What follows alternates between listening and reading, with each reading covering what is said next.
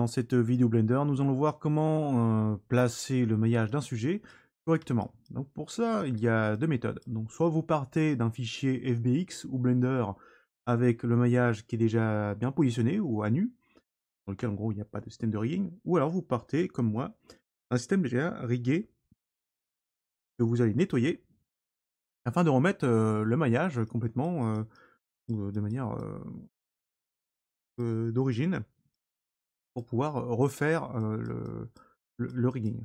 Donc ça, ce genre de situation peut se présenter, de devoir par exemple refaire complètement un rig sur un sujet, soit parce que bah, la correction est trop complexe, il y a eu tellement de problèmes en cascade qu'il vaut mieux tout refaire depuis le départ. Donc ça, c'est quelque chose qui est fortement recommandé parfois.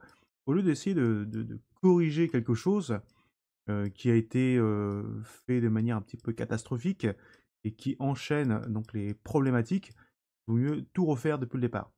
Donc ça, c'est parfois la meilleure solution. Ce que je peux vous garantir, c'est que bah, la plupart du temps, on gagne plus de temps à tout refaire depuis le départ qu'à essayer de corriger quelque chose qu'on ne comprend pas ou où il y a eu tellement de problématiques que vraiment, vaut mieux tout refaire. Alors, donc là, la première chose, moi, ça, c'est ce que je recommande de faire. Première étape, bien, c'est de remettre le sujet dans sa position d'origine. Donc là, je place le pointeur de souris sur la timeline. Donc après avoir sélectionné le contrôleur ou les contrôleurs de, de, de mon rig, alors pour les sélectionner tous, évidemment, bah, vous mettez en mode pause. Vous appuyez sur la touche A. Donc de cette manière, ça sélectionne tous les contrôleurs du rig. Moi, j'en ai qu'un seul. Je place le pointeur de la souris sur la timeline. J'appuie sur la touche A également. Là, ça sélectionne toutes les clés d'animation. Je laisse le pointeur de la souris dans la timeline et j'appuie sur Supr. Voilà. Donc là, ça va supprimer donc, toutes les clés d'animation. Le sujet va être statique. Puis je place donc, le curseur de la timeline sur la frame 1. Sélection menu pause. Clear Transformation, All. Voilà. Donc là, le squelette revient dans sa position d'origine. Sauf que bah, vous remarquez qu'il y a certaines choses bah, qui ne sont pas repositionnées correctement. Bon, bah, là, c'est pas super grave. On peut appuyer sur la touche I. On place une clé d'animation. Et on resupprime la clé d'animation. En frame 1. Voilà. Donc ça, moi, c'est ce que je recommande. Bon, ce n'est pas obligatoire, mais bon, ça, je n'ai plus de clé dans la timeline. Et puis, tout est OK, tout est nickel. Sinon, bah, vous passez directement à l'étape numéro 2. En gros, bah, vous faites un clic droit directement sur l'armature d'un outliner. L'armature qui est là. Hein. Clic droit, et vous faites un delete. Donc en faisant un delete, bah, ça supprime tout directement. Et donc là, on a le sujet qui se remet dans sa position d'origine avec bah, tout qui est vraiment d'origine. Alors, tout d'origine, pas tout à fait. Et là, on passe à la troisième étape. Maintenant, il va falloir cleaner certaines choses. Bon, déjà, il y a deux onglets qui vont nous préoccuper.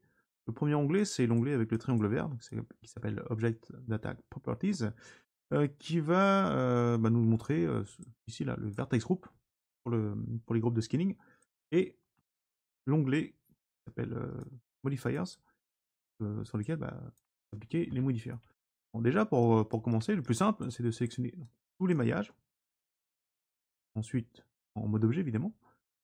En mode objet, je sélectionne tous les maillages. CTRL plus A, et j'applique. Je fais un Apply avec Visual Geometry to Mesh. Donc là, comme ça, ça applique tous les modifiers sur le maillage. Donc en gros, bah, votre maillage prend sa forme définitive après avoir appliqué le modifier, et le modifier, lui, disparaît de la liste. C'est le premier effet. Ensuite, on va dans l'onglet Object Data Properties, et vous avez des groupes ici qui vont venir nous embêter. Alors pour l'instant, il n'y a pas de solution native dans Blender comme ça, là, pour sélectionner tous les maillages différents et supprimer ensuite là, les différents groupes. Le problème, c'est que c'est le dernier élément actif qui apparaît dans la liste. Vous aurez beau essayer de faire un object clean up et venir appliquer ce genre de choses-là. Vous aurez beau essayer de faire un clic gauche sur le chevron, ici là, puis ensuite cliquer sur Delete All Group. Rien à faire. Donc il n'y a que le dernier élément qui sera nettoyé. Donc tous les autres, malgré qu'ils soient sélectionnés, ils continuent à avoir leur vertex group à l'intérieur.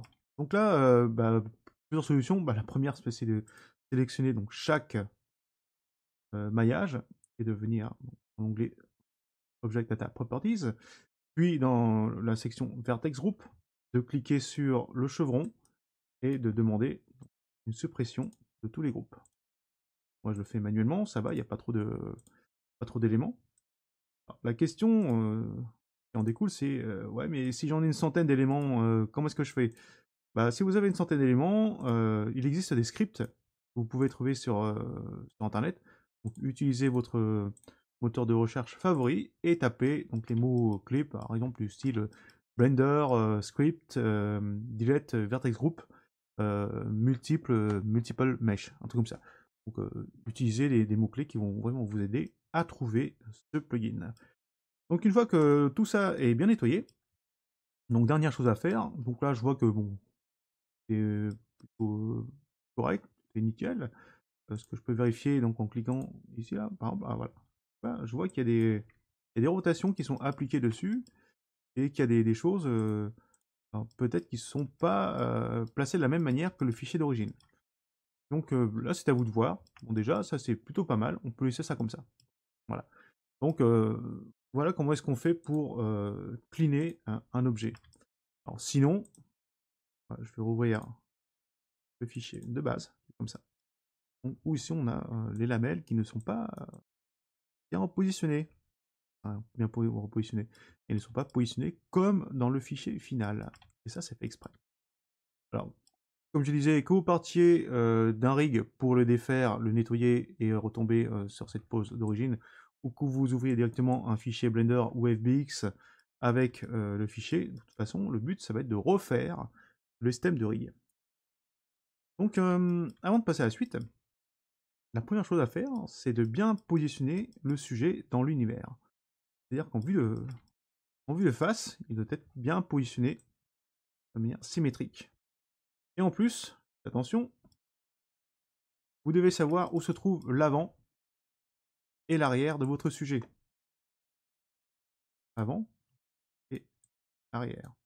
Donc en gros, vous devez savoir où se trouve la tête, où se trouve la queue du personnage.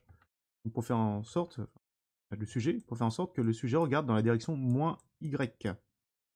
La direction -Y, c'est une convention dans Blender qui est utilisée par quasiment tous les add-ons, qui est utilisée par Rigify par exemple, et plein d'autres, afin de profiter et bénéficier, comme je n'arrête pas de le dire depuis le départ, des facilités de construction.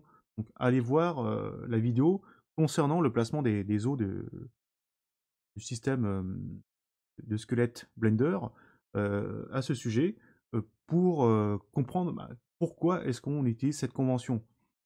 Donc c'est une convention, hein, c'est un petit peu comme quand on roule à gauche ou à droite dans un pays. Il faut respecter les conventions afin de bénéficier de plein d'avantages et de ne pas avoir trop d'inconvénients. Hein. Là, ça va être la même chose. Une fois qu'on a bien fait en sorte que le sujet regarde vers la direction -Y, qu'il soit bien placé de manière symétrique en vue de face. Donc, évidemment, en vue de côté, comme le sujet n'est pas symétrique, là ça va être difficile de faire la symétrie. En vue de dessus, ok. Dernière chose à faire, c'est de vérifier les proportions et les dimensions. Donc, par exemple, là, vous utilisez l'outil de mesure, Measure Tool, je clique dessus, je clique gauche, je maintiens enfoncé, je tire, montrer, et je lâche. Donc là, je vois que à peu près, donc, de là jusque là, ça fait à peu près 2 mètres, 2,70 m, 2,80 m. Voilà, donc là je vais tirer un autre trait ici. Voilà, donc la longueur de mon sujet fait à peu près 3 mètres en longueur. Donc ça peut être plutôt pas mal, ça peut être pratique pour déjà vérifier si vous êtes dans des grandeurs nature, s'il n'y a pas de scale, etc. Donc s'il n'y a pas de scale, en fait, vous regardez, avoir sélectionné un élément, on regarde les canaux, donc le canal location qui doit être à 0 c'est possible, les canaux rotation à 0, et les canaux de scale à 1. Donc ça, c'est des choses qui sont recommandées. Ne sous-estimez pas ces choses-là parce que ça risque de vous apporter des problèmes par la suite. Voilà. Donc quand on a cleané les objets, donc avec la commande CTRL+A et All Transform, donc l'avantage c'est que les canaux passent à 0, 0 et 1. Un petit inconvénient, bon, qui n'est pas vraiment très grave, c'est que l'origine, le point de pivot, se remet donc, au centre de l'univers. Faites bien attention donc, à tous ces préparatifs, tous ces placements, donc, qui peuvent être un petit peu rebutants pour ceux qui commencent et qui se posent plein de questions concernant le Recon from Scratch. Bon, déjà, ça c'est la première opération à réaliser. Cleaner l'objet, qu'il soit aux bonnes proportions et à la bonne taille. C'est-à-dire les tailles de grandeur nature, c'est possible, essayez de respecter ça. Après, si vous faites des déformations, que vos personnages font 15 mètres de hauteur, et que vous rajustez des chaises qui font 5 mètres pour que ce soit proportionnel, pourquoi pas. Mais faites très attention, je vous recommande de travailler toujours avec des grandeurs nature. Voilà pour le positionnement.